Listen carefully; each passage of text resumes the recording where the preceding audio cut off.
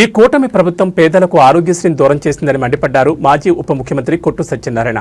ఆయన పశ్చిమ గోదావరి జిల్లా తాడేపల్లిగూడెం వైఎస్ఆర్సీపీ కార్యాలయంలో నిర్వహించిన మీడియా సమావేశంలో మాట్లాడుతూ గత వైసీపీ ప్రభుత్వంలో 26 జిల్లాలకు పేద విద్యార్థులకు మెడికల్ విద్య, పేదలకు వైద్యం అందుబాటులోకి రావాలని 17 మెడికల్ కాలేజీలను శాంక్షన్ చేయించారని, అందులో 5 ప్రారంభం కూడా అయిపోయాయని గుర్తు చేశారు. వాటిని నిర్వీర్యం చేసేసి ప్రైవేటీకరణ చేసేందుకు ఈ కూటమి ప్రభుత్వం ప్రయత్నం చేస్తోందని మండిపడ్డారు. 100 లక్షల కోట్ల ఆస్తులు తమకు కావలసిన వాళ్ల కోసం పీపీపీ మోడ్ అంటూ అప్పగించేందుకు డ్రామాలాడుతున్నారన్నారు. పవన్ కళ్యాణ్ అన్నీ తెలిసి తెలియనట్లు నటిస్తూ మెడికల్ కాలేజీల ప్రైవేటీకరణ గురించి ఎందుకు మాట్లాడడం లేదని ప్రశ్నించారు. దీన్ని వ్యతిరేకిస్తూ ప్రజలు స్వచ్ఛందంగా కోటి సంతకాల సేకరణలో పాల్గొన్నారన్నారు. జగన్మోహన్ రెడ్డి ప్రభుత్వంలో గత చరిత్రలో ఎవరూ ఇవ్వని ప్రాధాన్యత విద్యకు, వైద్యానికి ఇచ్చారన్నారు. గత ప్రభుత్వంలో నాడు నేడు ద్వారా చేసిన అభివృద్ధిని ఏదో తానే చేసినట్లు ముఖ్యమంత్రి చంద్రబాబు భావిస్తున్న పరిస్థితి ఏర్పడిందన్నారు. కోటి సంతకాల సేకరణలో భాగంగా ఈ నెల 15న తాడేపల్లిగూడెం నుంచి జిల్లా కేంద్రం భీమవరంకు ర్యాలీ నిర్వహిస్తున్నామన్నారు. ఎన్నికల ముందు రాష్ట్రం శ్రీలంక అయిపోతుందని అబద్ధాలు మాట్లాడిన కూటమి ప్రభుత్వం దారుణంగా నిధులు దుర్వినియోగం చేస్తుందని దుయ్యబట్టారు. 2,60,000 కోట్లు ఈ కూటమి ప్రభుత్వం వచ్చిన 18 నెలల్లో అప్పు చేస్తుందన్నారు. 1 కిలోమీటర్ రోడ్డు వేయడానికి 267 కోట్లు టెండర్లు పిలిచిస్తున్నారు. అంటే ఏ రకంగా ప్రజల సొమ్ము దోచుకుంటున్నారని దుయ్యబట్టారు. చంద్రబాబు, పవన్ కళ్యాణ్ ఉండేది హైదరాబాద్లో, అక్కడి నుంచి వచ్చి ఇక్కడి ప్రజలను పాలిస్తున్నారన్నారు. ఈ కూటమి ఎంత దుర్వినియోగం చేస్తున్నారో ప్రజలు ఆలోచించాలని కోరారు. నువ్వు ఎన్ని కోట్లు శాంక్షన్ చేసేది అవుతాయి, ఏదో నేను 200 కోట్లు శాంక్షన్ చేస్తాను, మాకు ఏదో కేంద్ర మంత్రి సహకారం చేస్తున్నారు అని ఏదో చెప్తున్నది. దేశవ్యాప్తంగా లెవెల్ క్రాసింగ్ల దగ్గర ప్రమాదాలు జరుగుతున్నాయి. అక్కడ ఉన్న లెవెల్ క్రాసింగ్ దగ్గర ఉన్న గేట్ మెన్లు నిర్లక్ష్యం వల్ల కొంత ఇబ్బంది కలుగుతుందని ఒక దేశవ్యాప్తంగా ఒక ప్లానింగ్ తయారు చేస్తూ ఉంది కేంద్ర ప్రభుత్వం. దాంట్లో భాగంగా ఇక్కడ ఏమన్నా 1-2 ఫ్లైఓవర్లు వస్తాయంటే అది మీ సొంత ఘనత ఏం కాదు, మీరు స్పెషల్గా శాంక్షన్ చేయించింది ఏం కాదు.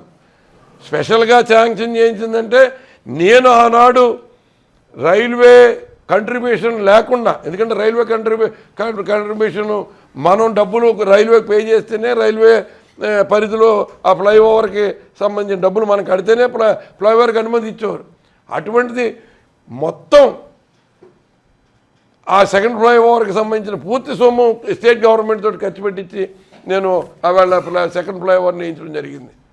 మీరు ఏదైనా రాష్ట్ర ప్రభుత్వాన్ని ఒప్పించి ఏ డిపార్ట్మెంట్లో మీరు డబ్బులు శాంక్షన్ చేయించారో చెప్పండి.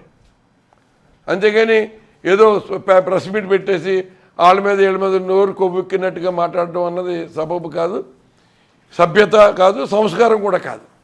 అందుకని ఇప్పటికైనా సరే నువ్వు తాడేపల్లిగూడెం నియోజకవర్గానికి రాష్ట్ర ప్రభుత్వం నుంచి ఏ గ్రాంట్ ద్వారా నువ్వు నిధులు శాంక్షన్ చేసావో చెప్పవలసిందిగా కోరుతున్నాను. అలాగే ఈ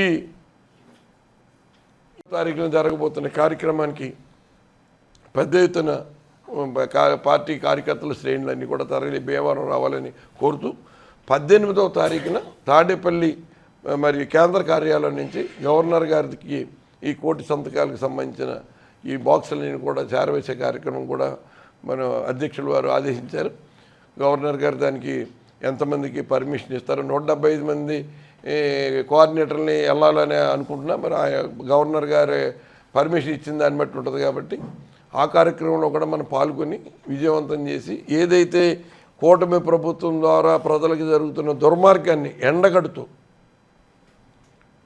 ఈ కార్యక్రమానికి అండగా నిలిచి ఈ పేద విద్యార్థులందరికీ వాళ్ళ యొక్క భవిష్యత్తుని వాళ్ళు మరి ఏదైతే ఆశ కల్పించి వాళ్ళు వైద్య విద్య నేర్చుకుందామని ఆశతో ఉన్నారో వాళ్ళందరూ ఆశల్ని నిలబెడదామని ఈ పీపీపీ మోడ్ అని క్యాన్సిల్ చేసి ప్రభుత్వ నిర్వహణలోని 17 మెడికల్ కాలేజీలు కొనసాగేలాగా మనము ప్రభుత్వం మీద ఒత్తిడి తీసుకొద్దామని ఈ సందర్భంగా తెలియజేస్తాను.